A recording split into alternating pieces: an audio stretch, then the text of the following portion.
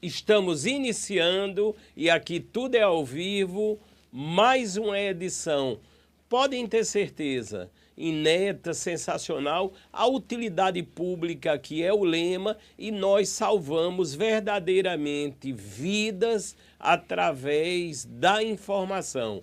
Este é o podcast Mais Vida pelo ecossistema a Dr. Play. Portanto, eu quero agradecer imensamente a todos que comungam, que tem a plataforma Dr. Play e ao YouTube que está transmitindo agora e vai eternizar também essa nossa edição no endereço Dr. Play Saúde. Portanto, estamos sempre contentes por entendermos que a informação diferenciada realmente salva muitas vidas. E hoje um momento mais do que especial. Eu já tenho ao meu lado, eu posso dizer, amiga e grande médica, a doutora Camila Montenegro, que é endocrinologista. Doutora, seja muito bem-vinda, é uma estreia, a senhora está no Mais Vida pela Dr. Play. Obrigada, Fábio. É um prazer estar aqui novamente com você. Doutora, é muito interessante, é lógico que no decorrer da nossa conversa muito esclarecedora e necessária, nós vamos dizer das redes sociais, dos locais onde todos poderão encontrar e conhecer o trabalho da doutora. Mas, doutora, quando nós falamos em endocrinologia, o campo de atuação é bastante amplo, não é, doutora? É bastante amplo porque a endocrinologia ela vai abordar todas as nossas glândulas e o nosso metabolismo. E isso vai incluir desde a parte hormonal, a parte de composição corporal, a parte de humor e várias outras coisas que vão estar juntas com esse mecanismo associado. Aí, doutora, algumas curiosidades até para que o público possa conhecer ainda melhor a senhora. Eu sei que já faz um trabalho renomado. Doutora, a senhora é paraibana. Conta um pouquinho aonde a senhora se formou. Eu sei que a senhora tem várias especializações. E aí, doutora? Eu sou campinense, sou paraibana, nasci em Campina Grande e minha formação, a minha faculdade foi em Campina Grande, na Faculdade de Ciências Médicas. E eu fiz residência de clínica médica em São Paulo. Depois voltei para Campina Grande, na Universidade Federal de Campina Grande, para fazer endocrinologia. Ô, doutora, quer dizer que a senhora também já foi feliz lá no Bodocongó, não foi, Sim, doutora? sim. Cidade maravilhosa, aonde eu nasci também. Eu gosto muito de exaltar, porque Campina Grande realmente é fascinante, forma profissionais brilhantes, que é o caso da doutora. E, doutora, é muito interessante, eu costumo citar nesse momento médico, que nasceu em Campina Grande, completando um ano, um hospital magnífico, já sendo uma referência para todo o Brasil, que é o HELP, né, doutora? Portanto, a Unifacis, eu sempre costumo aqui parabenizar e agradecer. E brevemente estará aqui o chanceler e o idealizador do grandioso Hospital HELP, o doutor Dalton Gadelha. Tanto, doutor Dalton, os parabéns sempre e brevemente estaremos juntos aqui para falar e para salvar vidas. Doutora, nós temos a primeira tela-tema e as nossas tela-tema, lógico, são frutos do anseio, das maiores dúvidas, dos que assistem e dos que assistirão, porque é aquilo que eu costumo dizer. O programa não acaba nunca. Daqui a pouco no YouTube, em Dr. Play Saúde, é público. Você deve e pode compartilhar, recortar texto, espalhar pelas redes sociais. Doutora, a menopausa e os indícios que ela está chegando.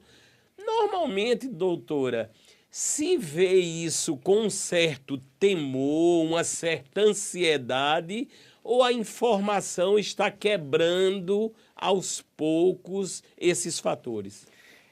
A menopausa, ela vai corresponder ao período em que a mulher para de menstruar, né? E isso daí vai acontecer em torno dos 50 anos. E a questão de se falar sobre a menopausa por muito tempo, e hoje ainda é um tabu para muitas mulheres, porque essas mulheres não tiveram acesso a essa informação, muitas vezes com as mães, com as avós, e isso vai se perpetuando.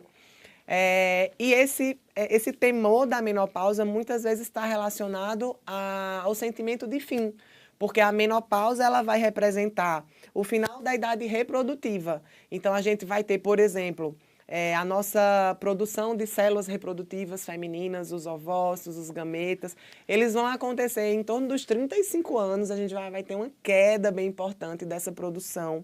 Até as recomendações para a mulher que tem intenção de fazer congelamento de óvulos, que isso seja feito até os 35, porque seria a melhor idade. Porque daí para frente a gente vai ter uma queda cada vez mais intensa e progressiva. E quando a gente fala de menopausa, a gente vai ter uma queda nessa produção de forma, vamos falar assim, o máximo dessa queda, né? Em torno dos 50, e isso vai trazer uma série de mudanças na vida da mulher, alguns desconfortos. E quanto menos essa mulher conhece esse período, mais o que a gente tem medo, o que a gente não conhece, a gente geralmente tem medo. E a gente não saber como lidar é outro ponto que amplifica o medo. E, infelizmente, a gente ainda tem muito preconceito sobre esse tema. Por isso que é tão importante trazer para a gente conversar aqui, dar voz a isso e começar a mudar a mentalidade das mulheres. Doutora Camila, a menstruação, ela tem vindo mais cedo. Sim. Nas mulheres ou nas meninas, as adolescentes. Doutora, a menopausa também está chegando mais cedo. E aí, doutora? A gente, em média, essa menopausa ela vai acontecer entre 45 e 55 anos. Mas a gente vai ter, em média, 5% das mulheres que vão ter uma menopausa precoce, né? Insuficiência ovariana precoce. E em torno de 1% das mulheres vão ter uma menopausa antes dos 40, que ainda é mais precoce. Então, a questão de menstruar mais cedo também é um fator que pode contribuir. A gente vai ter, na verdade, várias coisas associadas a essa questão de parar mais cedo, como a genética, como a exposição do ambiente, doenças. Então, a gente precisa entender quais sintomas podem já estar sinalizando isso, porque se a menopausa vai acontecer precocemente, a gente vai ter sinais anos antes. Então, se já vai ser precoce, talvez essa mulher já tenha sinais anos, 5 anos. Normalmente, no período dos 50, com 40, a gente já está tendo muitas vezes sinais de falência, né, de diminuição dessa produção. Então, vir mais cedo também representa estar... Essas informações e também esclarecedoras, porque até onde eu pesquisei e entendo, é lógico que a senhora aqui é a detentora do conhecimento, mas, doutor, isso é um ciclo e, obviamente, às vezes, na leitura se diz o seguinte, passou um ano sem vir a menstruação, aí se decretou que está no estado de menopausa, seria mais ou menos esse o contexto, doutora? É exatamente esse o diagnóstico, Fábio, você falou muito bem. A menopausa é um diagnóstico retrospectivo, então, para eu dizer que essa mulher está na menopausa, eu preciso saber a data da última menstruação. E, a partir disso, contamos 12 meses sem menstruar, a gente vai fechar esse diagnóstico. Exatamente. Interessante. Portanto, 12 meses sem que venha regularmente a menstruação, a ausência, aí no caso se decretou o estado de menopausa. E já nesse estado, com esses 2 meses, já há naturalmente toda uma mudança ou alguma mudança hormonal, é por aí, sim, doutora? Então, o que acontece é que essa queda não acontece ao longo de 12 meses. Na verdade, ela já vem acontecendo anos antes, né? Como a gente tinha falado. E esse período a gente chama, até tem um nome, que é o período do climatério. O climatério, ele vai pegar esse período de transição. Então, se a mulher para de menstruar com 50, provavelmente entre 40 e 50, ela já está nessa fase. E aí os sintomas começam nesse período. Então, muitas vezes os sintomas vão passar despercebidos e até vão passar como naturais. Como, por exemplo, o primeiro sinal de indícios de que a gente está entrando no período da deficiência, da diminuição da produção, é a irregularidade menstrual. Então, às vezes é um ciclo que mudou de padrão, às vezes é um ciclo que ficou mais longo ou mais curto, ou que mudou o padrão do sangramento. Outras vezes a gente vai ter alterações de humor, alterações de comportamento. Outras vezes a gente vai ter sintomas urinários. A gente pode ter várias outras funções que vão sentir a queda hormonal e que vão passar despercebidas. Doutora Camila, tudo na senhora é diferenciado positivamente. Até o nome Camila é com 2 L's. É isso mesmo, doutora? É internacional, não é, doutora? É verdade. Eu tive direito a 2 L's. Foi verdade. Direito a 2 L's. Doutora, vamos aproveitar. Eu sei que estamos ainda no início, ao vivo, desta edição maravilhosa do podcast Mais Vida pelo ecossistema Dr. Play, que a senhora dissesse o endereço do Instagram, doutora. A gente vai repetir ainda, mas é muito importante porque as pessoas se habituaram muito a assistir e, ao mesmo tempo, interagir. Ou seja, verificar em loco também a utilidade pública, o trabalho maravilhoso que a senhora faz. Obrigada. O meu Instagram é o Endócrino Camila Montenegro, com K e 2 L's. Com K e 2 L's, portanto, um indicativo já para que as pessoas possam conhecer. E, logicamente, eu sou um pesquisador e vejo que, por muitas vezes, a doutora coloca ali a utilidade pública, né, doutora? Isso é importante, porque está acessível a todos e um modo de esclarecer, né, doutora? É muito importante essa comunicação, né, doutora? Ontem, inclusive, eu atendi uma paciente que, quando ela compartilhou como foi que ela chegou até a mim, ela falou: doutora, eu vim porque você estava num story contando sobre já outra paciente que fazia uso de uma medicação porque a mãe usava, que era uma medicação para dormir, que é uma medicação que passa por critérios, que precisa passar no psiquiatra para ter acompanhamento. A partir disso, ela foi a partir de um story, ela entendeu a consciência dela que ela deveria passar no psiquiatra para entender se ela realmente poderia usar a medicação que a mãe usava e que ela estava reproduzindo. E, a partir disso, também passou em consulta comigo para ver as outras questões da parte hormonal. Então, é muito legal essa interação com os seguidores, né, que acabam se tornando grandes amigos, né, porque a gente tem uma partilha, a gente tem uma troca, né? Doutora.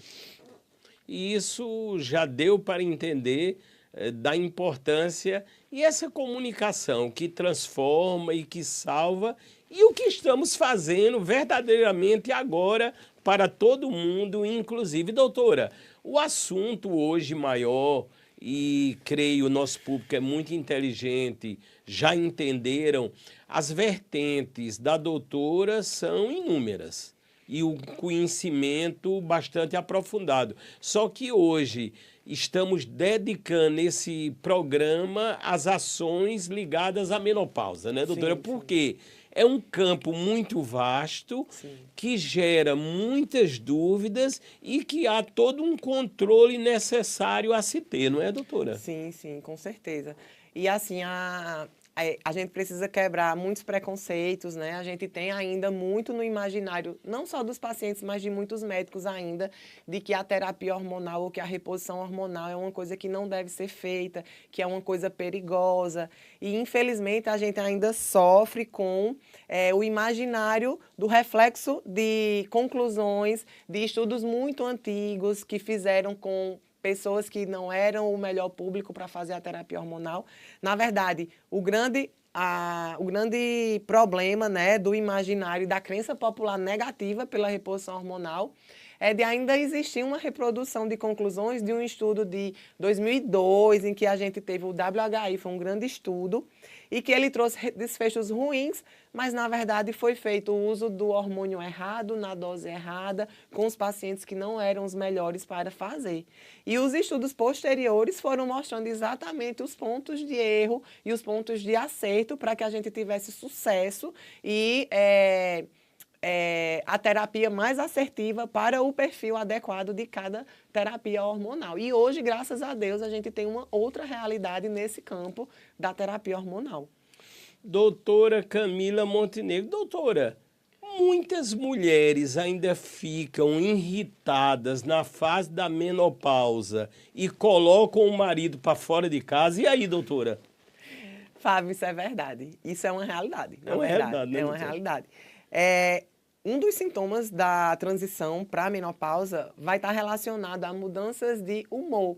Porque, na verdade, nós temos receptores e neurotransmissores sensíveis aos esteroides hormonais, sexuais, em várias regiões do nosso cérebro.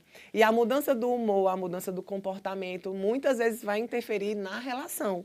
E alguns relacionamentos, sim, chegam ao fim devido à incompatibilidade de lidar, né? E a mulher, especificamente, as mulheres são mais sensíveis, por exemplo, à TPM, elas passam uma vida inteira jovens, tendo problemas também de humor, de temperamento, nessa montanha-russa que são os ciclos menstruais para muitas mulheres. E na menopausa, muitas vezes a gente vai ter que enfrentar mudanças de humor e de comportamento devido à queda dos hormônios. Então, sempre, e aqui fica um recado para os parceiros, sempre que sua companheira tiver alguma alteração do humor, tenta conversar um pouco mais, tenta trazê-la para entender como será que o perfil hormonal pode estar contribuindo com essa mudança. Porque não é normal de uma hora para outra ou de um período. É muito comum acontecer, às vezes, com nossas mães, né? A gente que tem uma convivência mais próxima, a gente conhece bem, por exemplo, as mães, e às vezes a gente percebe, nossa, minha mãe era uma mãe que era muito, tinha um humor melhor, era mais tranquila, e de repente minha mãe não tem mais alegria de viver, não tem mais um brilho, não tem mais paciência, e às vezes é só a menopausa. Mas, doutora, que informações, assim, muito interessantes. Eu tenho certeza que o público que, porventura, está assistindo nesse momento, e principalmente os que assistirão no programa eternizado em Dr. Play Saúde no YouTube, estão vibrando, irão vibrar. Doutora, temos agora a menopausa e os seus sintomas, os mais incidentes. Eu sei que há um leque de sintomas possíveis, mas quais os que a senhora mais observa, os que mais procuram no consultório da senhora? Eu acredito que a gente percebe que os mais comuns estão muito relacionados à mudança do ciclo menstrual, que são os primeiros, né, os mais comuns. E a mudança do humor, ela é uma coisa mais impactante até, muitas vezes, do que as ondas de calor. As ondas de calor, que a gente conhece como fogachos, são sintomas intensos e que tiram muito a qualidade de vida da mulher. Mas, em termos de frequência, a gente percebe que os distúrbios de humor são mais frequentes do que os próprios fogachos. Os de humor, né, Os de doutora? humor, Ô, doutora, existem alguns casos assim, eu sei que há casos graves, como pode haver em todos os setores da saúde. Mas muitas vezes a senhora tem que se munir de uma equipe multidisciplinar para fazer aquele tratamento. Poderia entrar até psicologia ou psicólogos no meio, e aí, doutora? Demais, Demais, né, doutora? demais. Quando a gente está falando em hormônios, em deficiência hormonal, em período de transição de climatério, a gente não pode separar, por exemplo, risco cardíaco, a gente não pode separar a questão de sintomas depressivos leves, quadros de angústia, que muitas vezes passam confundidos, e a terapia hormonal às vezes desmascara isso, e às vezes era realmente uma deficiência hormonal. E, às vezes, também tem junto a questão do autoconhecimento da mulher, e aí o psicólogo entra muito bem, iniciando terapia, iniciando uma jornada de autoconhecimento, que, com certeza, o psicólogo vai fazer total diferença na evolução dessa mulher. Aí, doutora, nessa tela aqui, exalta muito as imagens, eu sempre costumo ressaltar, obtidas através da inteligência artificial. Portanto, qualquer semelhança com fatos ou com fotos é apenas uma mera coincidência. Doutora, essa irritação é muito peculiar, é muito falada, é muito exaltada nos casos da menopausa, não é, doutora? Sim, sim. Eu me recordo aqui de duas pacientes que eu posso relatar aqui como exemplo, né?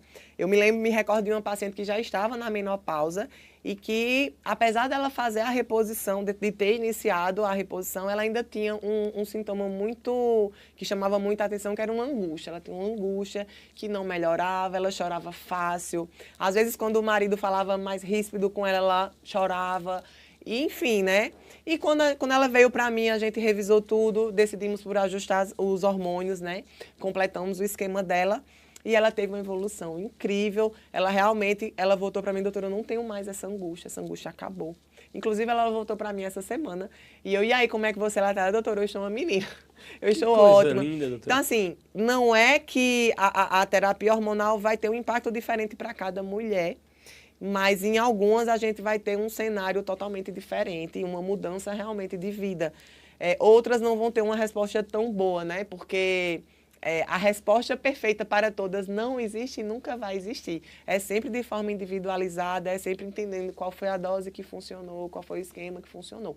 E outra paciente que eu me recordo já foi um cenário bem diferente, que era uma paciente que entrou na menopausa, na verdade, ela já tinha todos os sintomas de menopausa aos 42 anos, que foi bem precoce, ela tinha uma diminuição, ela tinha todos os sintomas de fogachos, de sono ruim, porque é outro sintoma comum, um sono que não era profundo, não era reparador, os calores na madrugada, e ela tinha esse ponto de conflito da parte de mudanças de comportamento, que tinha uma irritabilidade muito grande, ela estava realmente já no período de separação, né, coincidentemente, né, ou não, passava por esse processo, e o laboratório dela era todo compatível com menopausa. Então, ela ainda não tinha parado de menstruar, mas ela já tinha essa irregularidade, ela tinha todos os sintomas. E isso é importante de falar porque a ausência da menstruação, na verdade, é o último que vai aparecer, na verdade, né? O fim dos sintomas. Para a gente dizer assim, fechamos o diagnóstico, né? Espera 12 meses, fechamos o diagnóstico. Mas tratar o contexto não pode ser ao parar a menstruação. São anos antes.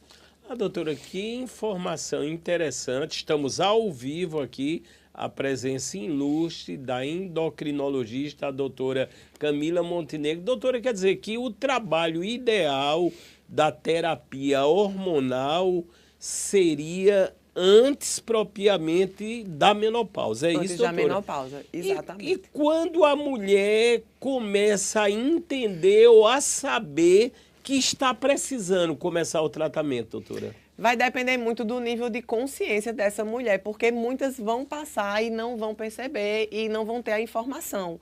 Mas se eu fosse colocar de uma forma bem assim, bem objetiva para a gente ter essa sequência de raciocínio, a gente pode pensar o seguinte, que se a mulher vai parar de menstruar em torno dos 45 aos 50, né? Então, 50 anos, não tem como essa mulher não já ter uma rotina com o seu ginecologista, com o seu endocrinologista, para ter todos esses exames, né, de rastreio de sintomas para iniciar a sua terapia hormonal. E para as mulheres que estão entrando nos 40 anos, elas precisam começar a ter uma rotina, até mesmo pela questão dos exames de rastreio, por exemplo, de mamografia, que a gente começa aos 40, a parte de exames de imagem, que a gente também precisa atualizar. E entender com o médico se ela já tem algum sintoma, junto com os exames também na parte laboratorial, para ver se fecha algum diagnóstico, para entender se já faz sentido iniciar a terapia hormonal. Doutora Camila, estamos já com a nova tela e em destaque que diz o que mais assusta a mulher durante a menopausa. Doutora, há outro detalhe, a mulher está vendo ali que a idade está se avançando também. Quer dizer, são muitos sustos talvez. E aí, doutora? Sim. Eu sinto que o medo mais profundo das mulheres, muitas vezes, é o fim da idade reprodutiva. E hoje, cada vez mais, a gente está num novo cenário, né, para a mulher. A gente vê que as mulheres, elas dão conta de muitos papéis, sempre deram, né, na verdade. Mas hoje, mais do que nunca, a gente sente a importância de estar numa vida profissional ativa. E isso vem retardado muito o período da gestação. Então, muitas mulheres deixam para engravidar depois dos 40. Mas, às vezes, essa mulher vai se deparar após os 40 ou aos 40 com uma reserva ovariana insuficiente para, de repente, ter uma gestação após os 40. Então, essa sensação de finitude da parte reprodutiva é uma coisa que ronda, né, o imaginário das mulheres, e isso deve ser realmente um ponto para você aprofundar e não ignorar, porque se existe a possibilidade de você fazer um congelamento de óvulos, se existe a possibilidade de você iniciar o seu tratamento, você deve começar o quanto antes. Interessante. Ô, doutora Camila, quando procuram a senhora na clínica, Normalmente é mais habitual chegar o casal ou as mulheres são mais solitárias nesse momento, doutora? Ó, eu vou dizer que realmente as mulheres elas vão mais, né? As mulheres chegam disparado mais do que os homens e elas chegam querendo trazer os maridos também, os maridos, os companheiros, né? Para iniciar também o acompanhamento. Então, realmente o nível de consciência feminino ele sempre é maior e é comum também da mulher quando é o homem que vai, a esposa vai, a companheira vai e ela fala mais do que o marido, né? Ela acaba contando, ó, mas tem isso, e aí o paciente e o homem, ele fica lá, é verdade, é verdade. Às vezes lembrando de coisas que ele nem sabia que tinha, ou não lembrava. Mas, doutora, isso bate com todas as pesquisas. O homem sempre mais desatento às situações. Mas aos poucos a gente vai aprendendo, né, doutora? Para isso, o programa aqui, Mais Vida pelo Ecossistema Dr. Play. Doutora, nós temos uma tela, lógico, já argumentamos nesse sentido, vamos apenas dar um maior aprofundamento necessário. Menopausa, quando devo procurar o acompanhamento? Doutora, uma das falas, e eu dou muita ênfase em todos os programas, é a prevenção. Eu creio que aí está a base para uma vida saudável. Portanto, esse momento, esse acompanhamento, porque eu noto que muitas pessoas começam procedimentos médicos, mas não seguem ou desistem. Como é que a senhora vê isso de uma forma bem ampla, doutora? Sim. O acompanhamento ele é muito importante, por quê? Porque quando você inicia a sua terapia hormonal, você precisa estar atento à sua evolução. Então, essa mulher tem que continuar fazendo os exames de rotina, a gente precisa entender se a gente está tendo alguma alteração, por exemplo, na parte dos órgãos, né, do útero, da mama, a gente tem que estar em acompanhamento. E diante de qualquer mudança, a gente tem que entender se faz sentido continuar ou parar a terapia de reposição. Inclusive, atualmente, a gente já tem uma nova concepção de quando parar a terapia de reposição hormonal. Antigamente, a gente tinha muito de recomendações, né, que a gente deveria parar após os 65 anos, ou até 5 anos de terapia. E hoje a gente está vendo que os estudos não estão mais apontando para isso, né? Eles sempre estão cada vez mais recomendando que essa conduta seja individualizada, sempre em conjunto com o paciente, protegendo esse paciente de todos os riscos, entendendo se faz sentido continuar, é possível continuar com essa terapia. Ô, doutor, essa reposição tão necessária, em vários casos, hormonal, ela se dá através de injetáveis ou são comprimidos? Como é que funciona? Porque eu notei na pesquisa feita que há uma dúvida até grande, vamos dizer, das mulheres. Algumas dizem, não, eu tenho medo de injeção, não gosto de ser furada. Ou seja, doutor, e aí? Como é que funciona? Na mulher, a gente vai ter basicamente algumas vias. A gente vai ter a via oral, a gente vai ter a via transdérmica, a gente vai ter a via vaginal, a gente tem a via por implante. E cada paciente vai ter uma indicação específica, né? Tem pacientes que vão ter uma boa resposta pela via transdérmica, outras pacientes nem tanto. E a questão da via oral, ela tem que ser escolhida de acordo com o hormônio. Então, por exemplo, o hormônio, o estrogênio, né, o estradiol, normalmente não é a nossa primeira escolha fazer pela via oral. Na verdade, não é a minha escolha no consultório. E eu acredito que a maioria dos médicos também seguem essa linha. Existem algumas pacientes que só vão ter melhora clínica se a gente conseguir um ajuste maior de dose. Então, para essas pacientes, ela tem que ter um acompanhamento muito mais de perto, pelo risco da via oral para o estrogênio, que seria riscos de ter trombose, de ter riscos dessa parte de complicações. Então, a gente precisa sempre entender o que é que vai fazer sentido para essa paciente, entende? Doutora, logicamente não vamos falar de preços e sabemos também que para se adquirir saúde não há preço. Mas, doutora, costumam ser tratamentos, vamos dizer assim, caros? A terapia de reposição hormonal ela é bem acessível. A gente vai ter valores bem acessíveis, sim, para fazer. Sendo que a gente tem que lembrar que a gente também tem que ter acesso a exames, a gente tem que ter acesso, por exemplo, a rastreio de imagem anual, que são exames que às vezes a gente vai demorar um pouco. A gente tem que ter acesso não só à medicação, mas também a esse suporte de exames. Então, em média, é uma terapia acessível, sim. Doutora, na minha pesquisa, e já fruto da tela que agora aparece, quando da menopausa, várias mulheres fazendo referência a situações ou a problemas ósseos. Sim. E é o que diz aqui, riscos ligados à saúde óssea na menopausa. Doutora, realmente isto, em alguns casos, é um fato? Sim, sim. A osteoporose e a osteopenia são as complicações mais comuns da deficiência hormonal. E a gente vai ter um cenário de quanto menos ativa essa mulher for, mais é exposta a ela evoluir com a osteopenia, com a osteoporose e com a sarcopenia, que é a diminuição progressiva da massa muscular, associada também à queda da força. E a queda hormonal, ela é decisiva nessa evolução. E começar a terapia hormonal no momento adequado, no período mais precoce, vai estar protegendo essa mulher de evoluir para esses diagnósticos da parte óssea e também da parte muscular. Lembrando também o seguinte, que não é só o problema de você ter a questão da osteopenia e da osteoporose, mas também o risco da complicação da fratura, porque essas mulheres vão ter um risco maior de, em uma queda, fraturar o quadril, fraturar o fêmur, né? Então, essas complicações vão diminuir também a expectativa de vida dessa mulher, elas vão, infelizmente, tirar muito a qualidade de vida, a independência, a autonomia dessas mulheres. Então, quando a gente começa a atender, por exemplo, uma paciente jovem, de 20 anos, de 15, a menina entrou na menarca, começou a menstruar. Essa menina tem que começar a entender que o que ela começar a iniciar de treino, de dieta, ela está preparando os receptores para que ela tenha uma boa resposta aos hormônios quando ela tiver 50, 60, 70, 80, 90 e ser autônoma, ter independência e autonomia em todas as fases da vida.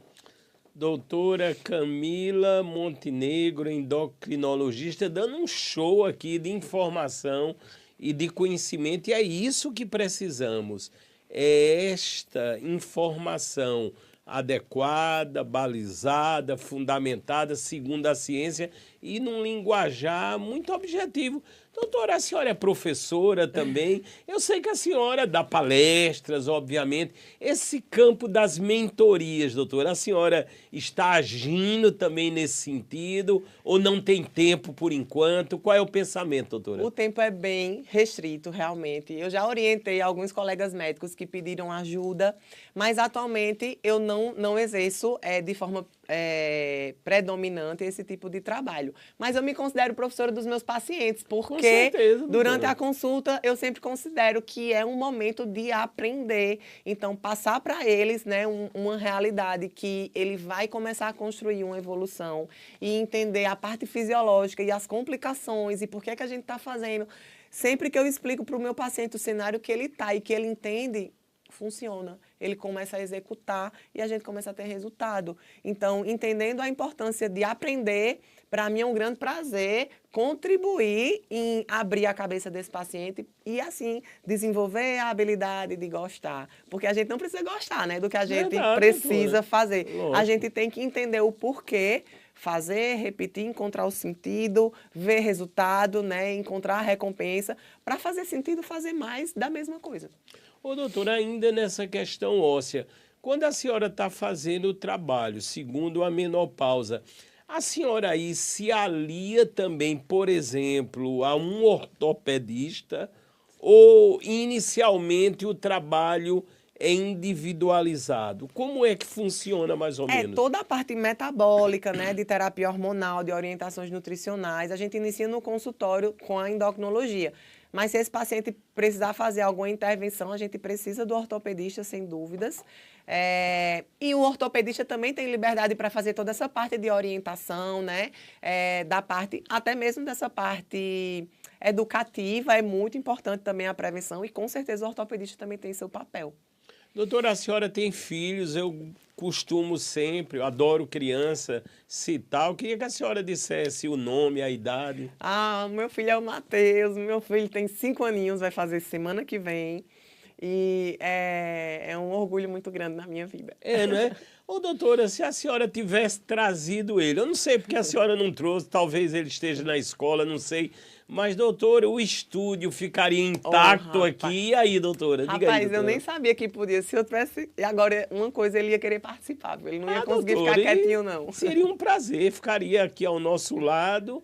Já reitero o convite para obrigada. outras oportunidades. Tá certo. Com certeza estará aqui. A senhora vê alguma tendência? Porque eu já entrevistei médicos e médicas que disseram para mim, quando eu era pequeno mesmo, eu já sabia que um dia eu ia para a área da saúde. E aí, doutora, a senhora vê alguma vertente? É muito cedo ainda? Olha, a gente conversa sobre isso em casa, né? Agora, ele é bem firme em falar que não quer ser médico, quer ser engenheiro igual o pai. É, doutora. Ele fala com muita convicção isso. Doutora, puxei um link interessante, não foi, doutora? Porque, de qualquer maneira, isso faz parte, né, da história, do histórico e do DNA. Doutora, temos aqui principais patologias atreladas à menopausa. A intensidade disso vai depender de cada pessoa, de cada mulher, não é, doutora? Basicamente.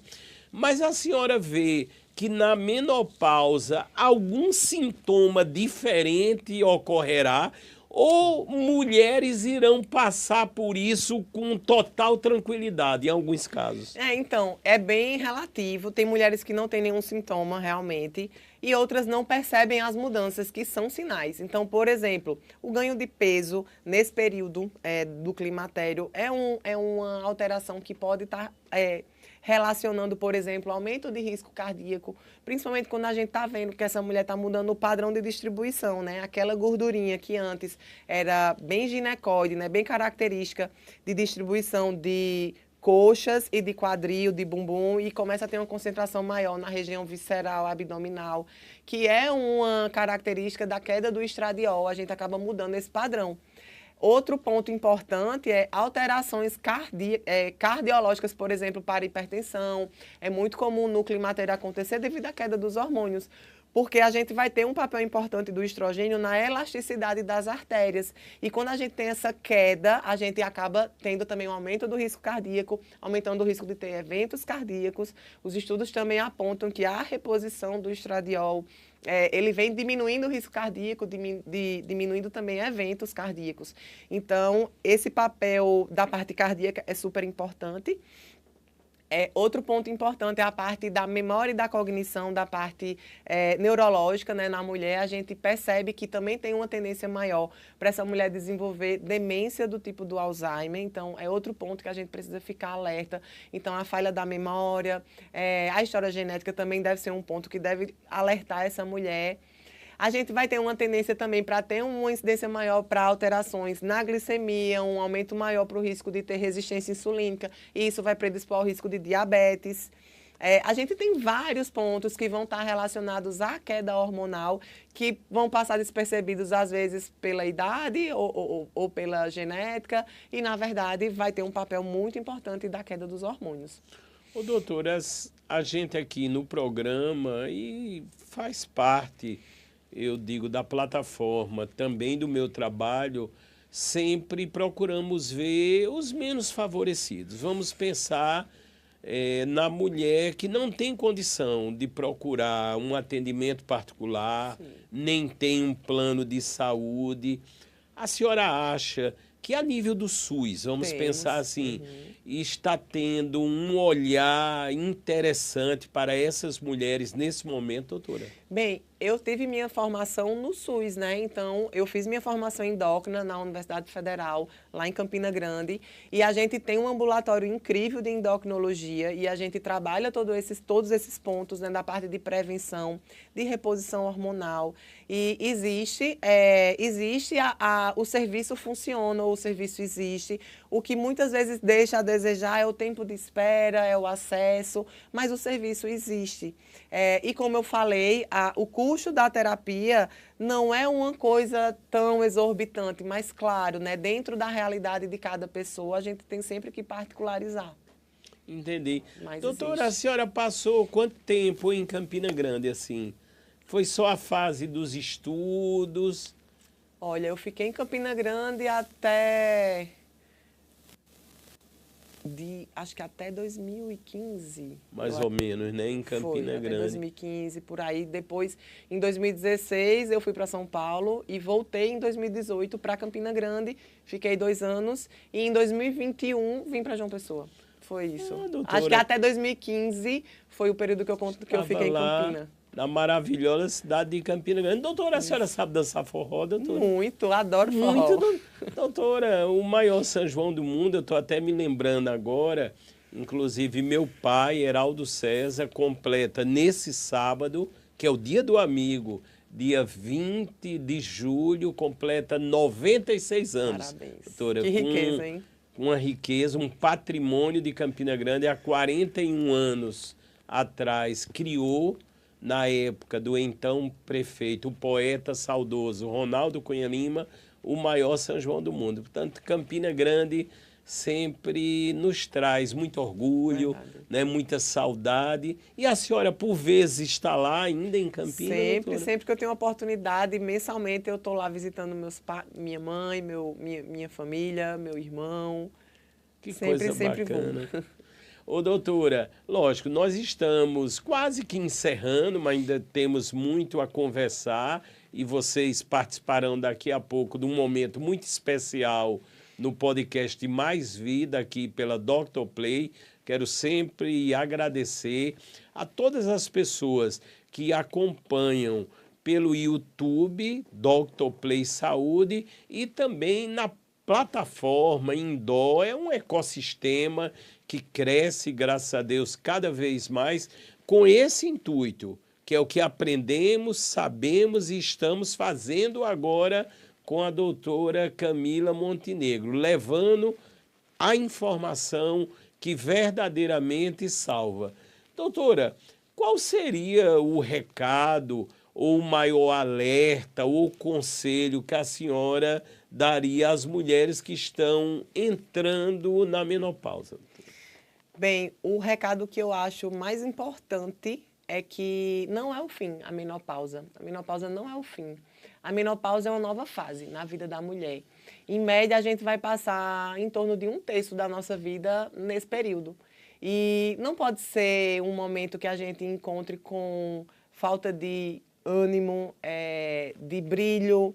A gente precisa ressignificar esse momento e a gente precisa aprender a viver essa nova fase. E o mais importante de tudo é buscar conhecimento, iniciar um acompanhamento para que você não fique, para que você entenda exatamente onde você está, como você pode evoluir, para que você possa viver da melhor forma os próximos anos da sua vida. Doutora, uma pergunta que chegou de forma muito incidente, antes, obviamente, nos trabalhos de divulgação que antecedem essa magnífica entrevista. É lógico que após a pandemia, muita mudança ocorreu.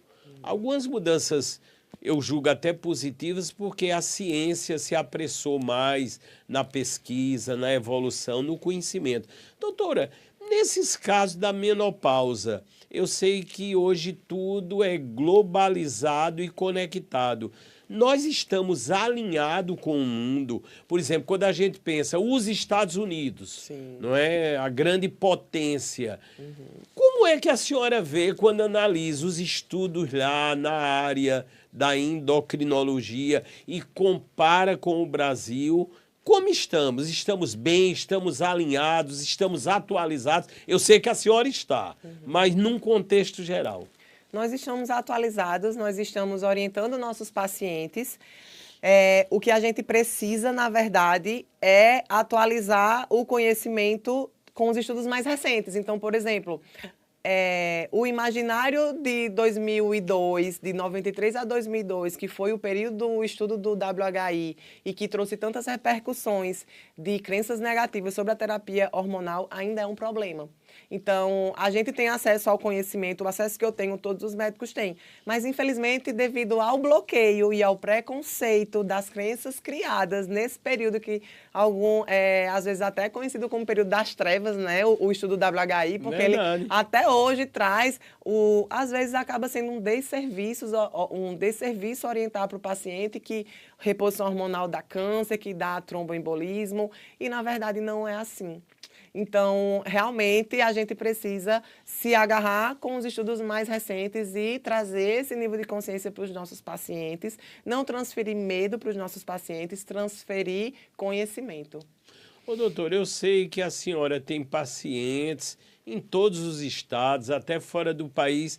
Consegue-se hoje, pela via legal, lógico, da telemedicina, fazer todo um atendimento assim? Como é que está funcionando isto, doutora? A gente consegue, a gente tem algumas limitações, porque às vezes a prescrição online daqui do Brasil, por exemplo, às vezes eu tenho um problema, tenho alguns pacientes de Portugal, eu já tive problema de conseguir fazer a prescrição que eu gostaria, e aí ele tem que passar no médico de lá.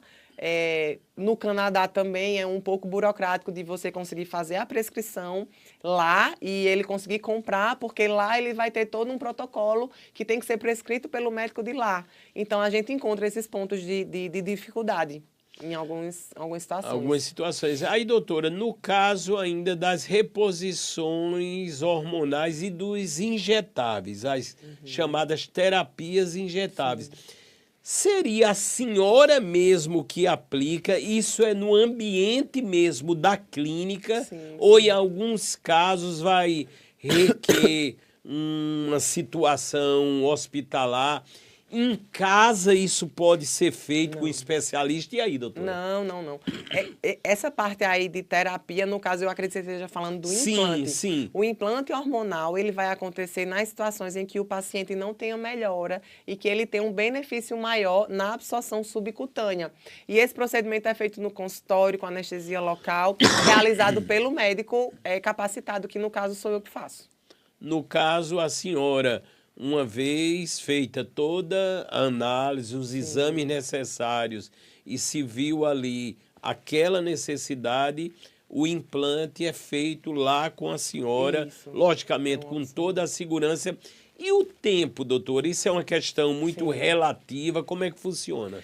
O tempo do implante hormonal ele vai variar de 6 meses a 1 ano. No meu caso, eu só trabalho com os absorvíveis que duram 6 meses. Ao final de 6 meses, a gente reavalia esse paciente para entender se faz sentido continuar com o implante ou se a gente vai passar para outra via. Aí, doutora, lógico, quando a gente vai analisar, as pessoas veem muito isso e estamos num mundo muito imediatista. O custo-benefício aí é sensacional, né, doutora? Quando a senhora vai vendo a evolução, a diminuição dos sintomas, é uma coisa muito assim, eu acho que dá um contentamento muito grande à senhora, né? É muito interessante. Eu tenho pacientes que já fizeram uso da terapia transdérmica e por anos sem sucesso, sem melhora clínica, sem melhora de um sono de qualidade, sem melhora de energia, de disposição, de libido e na transição para o implante, pacientes que tiveram uma real melhora de sintomas. Então, a gente acaba tendo, sim, uma evolução muito positiva na maioria das vezes. Doutora Camila Montenegro, o podcast Mais Vida, ele nasceu, doutora, justamente dentro de uma fundamentação do projeto social nacional que eu concebi há mais de 5 anos e, a partir daí, a gente conseguiu potencializar ainda mais o ato que já é um ofício do trabalho da senhora, salvar vidas e mais vidas. E eu fiquei muito contente porque nesse grupo, nesse aspecto, estou, no caso agora, me referindo ao projeto nacional, o Nós Salvamos Vidas, que é uma referência, embasa, fundamenta, dá amplitude a todas as ações do programa. E hoje, a meu lado, nessa entrevista tão extraordinária com a doutora Camila Montenegro, eu pude mostrar o projeto à doutora e foi de pronto, foi de imediato, porque as pessoas que têm Deus no coração e esse pensamento, essa sensibilidade em salvar ainda mais vidas, foi de pronto. A doutora disse: eu quero participar, eu faço questão de participar. E nós temos, no contexto do Nós Salvamos Vidas, justamente os selos, as certificações. E um detalhe muito importante que vai acontecer agora, para que o mundo inteiro possa verificar e constatar, os embaixadores e embaixadoras do projeto, que inclusive passam a ser e de forma vitalícia. Portanto, doutor, eu quero agradecer muito a senhora, e esse é um momento muito importante do programa, aonde a doutora, que está aqui gravado para sempre, Camila Montenegro, passa a ser a mais nova embaixadora do projeto de amplitude nacional e social Nós Salvamos Vidas. Portanto, doutora, eu vou fazer a entrega dessa primeira certificação à senhora e de coração já agradecendo, porque a senhora, além de uma grande mulher, uma excepcional médica, uma mãe extraordinária, passa a ser também agora embaixadora. Está aqui, doutora, gravado. A senhora é a mais nova embaixadora do projeto social Nós Salvamos Vidas. É um grande prazer para mim e contem comigo sempre. E para mim é um grande prazer estar presente nesse projeto que com certeza só tende a crescer e ganhar mais pessoas que vão apoiar, eu tenho certeza. E ainda dentro desse contexto, sempre lembrando que para você acessar o Nós Salvamos Vidas é muito fácil. Se você vai direto pela internet, no campo de endereço ou de busca, nós-salvamos-vidas.com.br, e lá você encontrará os artifícios para, em tempo real, fazer qualquer denúncia de forma segura em crimes que envolvam crianças e adolescentes, mulheres, idosos, toda a comunidade LGBTQI+, e também uma máxima importância em qualquer crime que venha a ser cometido no âmbito dos direitos humanos, incluindo também pessoas com deficiência. E no contexto do Nós Salvamos Vidas e esse momento único e as certificações, nós também certificamos e de forma vitalícia a clínica. Inclusive, doutor, eu sempre sou muito observador, até a logo da senhora é belíssima. Obrigada. Portanto, este outro selo ou placa, ela ratifica que a clínica da doutora Camila Montenegro passa a estar também certificada nacionalmente no projeto Nós Salvamos Vidas. Portanto, doutora, é mais uma certificação que eu entrego com muito orgulho, porque nós sabemos, muitas vezes, e eu tenho certeza que com muito amor, com a intenção positiva, demasiadamente, quando as pessoas forem na clínica, vão encontrar lá os selos e basta com olhar, muitas vezes, a iniciativa em querer também salvar. Portanto, a clínica da senhora também está, nesse momento, certificada. E assim, doutora, o agradecimento total, mais uma vez, à senhora por participar desse projeto. Está somando imensamente, porque a senhora, eu tenho que dizer também agora, é uma embaixadora. Muito obrigada. É um grande prazer e vamos em frente para a gente continuar progredindo. Doutora, eu queria ainda nesse finalzinho que a senhora exaltasse e repetisse o endereço do Instagram, sim, porque eu sei que lá, entre os argumentos na bio, podem encontrar, logicamente, a senhora para uma avaliação, uma consulta, uma dúvida, um esclarecimento e também fique muito à vontade se quiser dizer o endereço da clínica, ou seja, a Dr. Play com certeza está muito orgulhosa em ter podido receber a senhora e esse conhecimento tão diferenciado, tão necessário que conseguimos transmitir para o mundo nesse momento, doutora. Muito obrigado de coração, doutora. Eu que agradeço. O meu Instagram é o Endócrino Camila Montenegro, com K e 2 Ls. E o meu consultório ele fica no Ecobusiness, no primeiro andar, na sala 109.